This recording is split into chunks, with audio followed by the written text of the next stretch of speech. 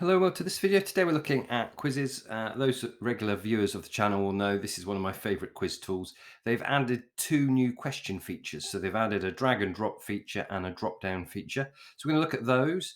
If you're not familiar with quizzes, you want to find out a bit more, then click on the banner in the top right hand corner and you can watch my new um, total playthrough guide of how to use quizzes. So let's go back to these new questions.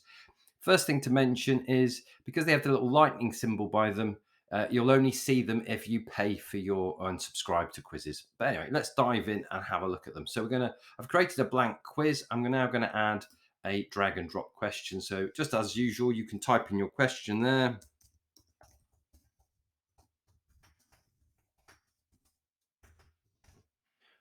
Uh, you can then add your answer by clicking add blank. So this will be your correct answer. You can add an image if you want. So we could search for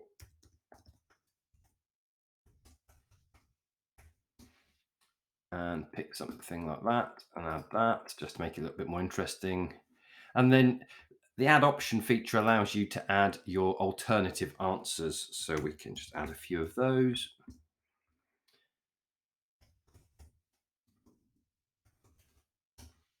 And one more.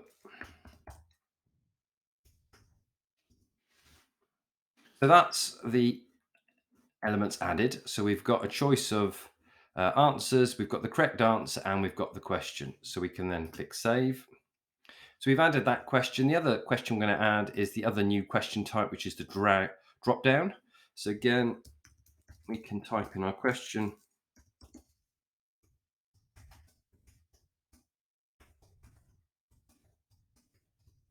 Now, none of these are Mensa quality questions. They're nice and straightforward, just as illustrative purposes for this demo. So which of these car brands is not a British brand? Right.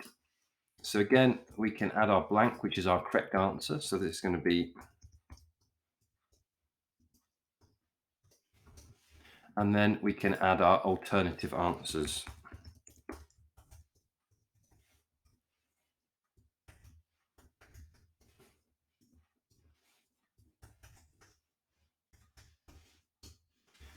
And save that. So now we've got both of our questions in play. They're both set up. We can adjust how long students have to answer them. So you've got from 5 seconds all the way to 1.5 minutes. The timing is quite useful in that it prepares students to working to a time limit. So if they have an exam which is under time conditions, then it gets them used to that. So that can be quite nice.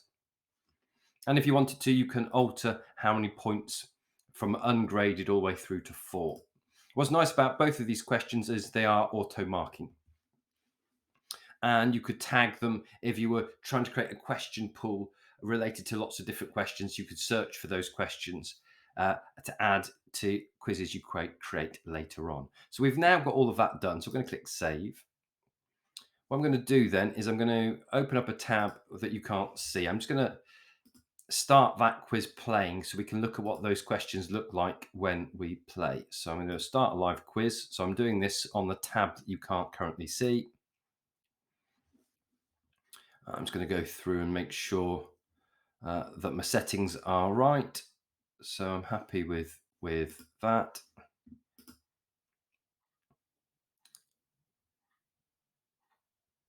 And I'm going to copy the link to the quiz and I will paste it into the tab that you're viewing.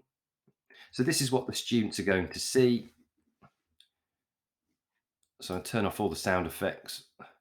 There is a read text aloud feature, which is really nice. It just adds to the accessibility, and then we'll click start. So that's ready. So that's waiting. So I'm just going to pop back and I will start from this end.